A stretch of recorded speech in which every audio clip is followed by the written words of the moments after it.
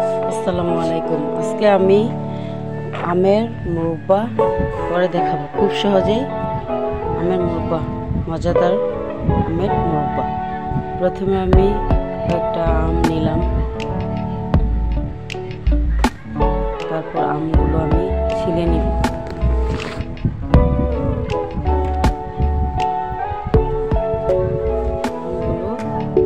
ছিলে নিব।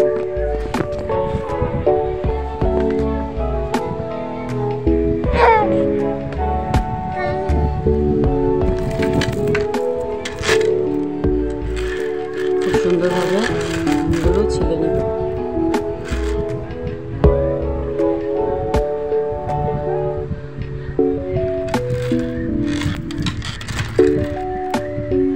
তারপর আমগুলোকে আমি ধুয়ে পানি ঝরিয়ে পরিষ্কার করে নিব।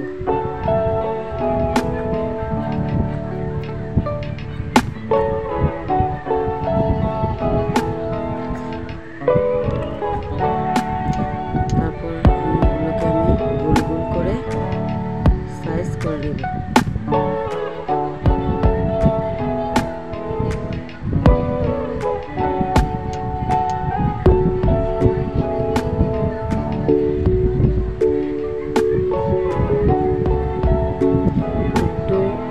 একটু শক্ত হওয়ার আমগুলো নিলে ভালো হয়, নাহলে এই মুরব্বা গলে যাবে।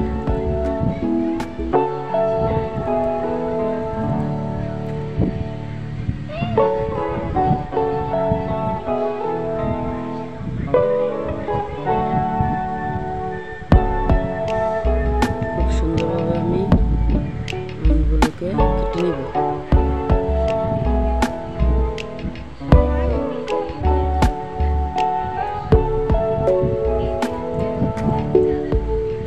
এত পাতলা করতে হবে তা কোনো কথা না, একটু মোটা মোটা হলেও সমস্যা নেই।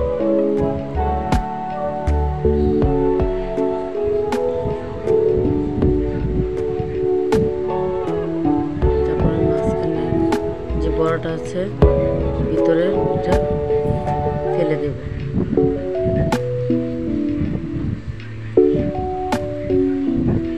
তারপর আমি একটা বাটির মধ্যে নিয়ে নিলাম। এটার মধ্যে আমি 1 কাপ পরিমাণ চিনি দিয়ে দেবো। চিনির পরিমাণটা মুরব্বার মধ্যে একটু বেশি লাগে। তারপর একটু ঢাকনা দিয়ে ঢেকে দেব চিনিটা গলা পর্যন্ত। দেখুন চিনিটা গলে পানি উঠে এসেছে। এখন আমি একটি প্যান বসিয়ে দেব। চুলার মধ্যে একটি প্যান বসিয়ে দেব। এর মধ্যে আমগুলো দিয়ে দেব পানি সহ। চিনি গলে যে পানি উঠেছে এই পানি সহ আমি চুলার মধ্যে দিয়ে দিব।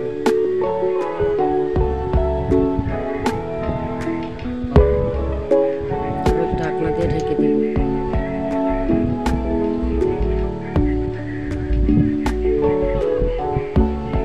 লবণ দিয়ে দিব। লবণের পরিমাণ একটু আচারের মধ্যে বেশি লাগে, নাহলে খেতে ভালো লাগে না।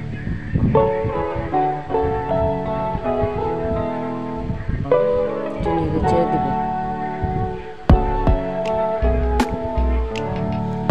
তারপর এদিকে আমি একটা মশলা বানিয়ে নেব। এই যে জিরা, ধনিয়া, মুড়ি, শুকনো মরিচ সবগুলো একটু ভালোভাবে টেলে নেব।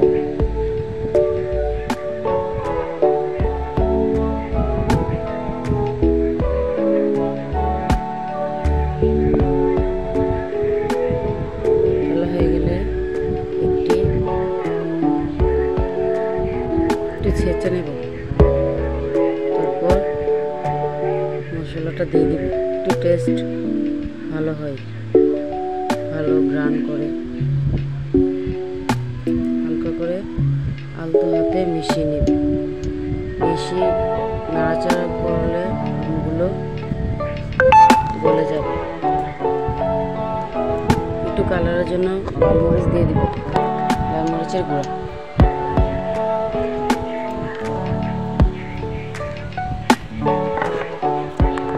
ছেড়ে পানিটা শুকিয়ে নেব।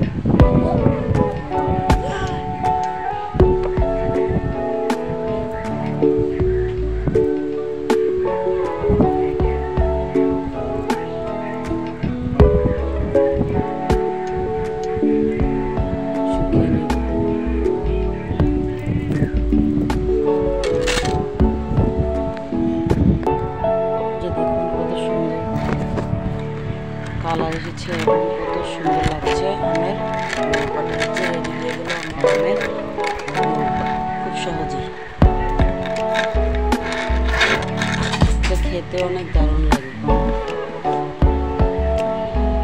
আপনার নর্মাল ফ্রিজে 1 মাসের মতো থাকবে। ভিডিওটা ভালো লাগলে শেয়ার এবং লাইক দিবেন, সাবস্ক্রাইব করে পাশে থাকবেন। আসসালামু আলাইকুম।